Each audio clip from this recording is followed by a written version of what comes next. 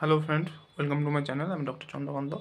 আজ আপনাদের আমলকির জুস খেলে কী কী উপকার পাওয়া যায়, এছাড়াও এটা খাওয়ার নিয়ম কী কী, আজকে সে বিষয়ে আলোচনা করবো। চ্যানেল যদি নতুন, চ্যানেল সাবস্ক্রাইব করবেন। চলুন শুরু করে যাও।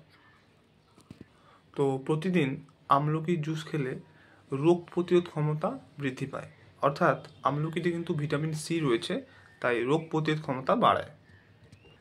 ত্বক ও চুলের স্বাস্থ্য ভালো রাখে।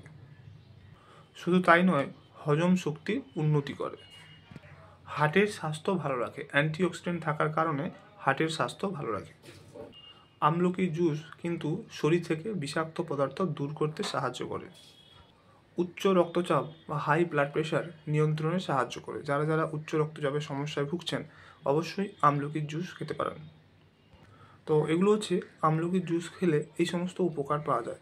তবে অতিরিক্ত খেলে কিন্তু কিছু সাইড এফেক্ট হতে পারে, যেমন অ্যাসিড রিফ্লাক্স, অ্যাসিডিটি, বদহজম ইত্যাদি।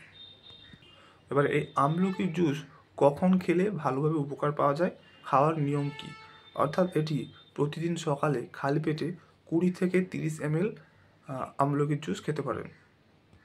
এর থেকে বেশি খেতে যাবেন না, ম্যাক্সিমাম 20 থেকে 30 ml ডেলি। স্বাদ বাড়াতে এর সঙ্গে জল বা মধু মিশিয়ে খেতে পারেন।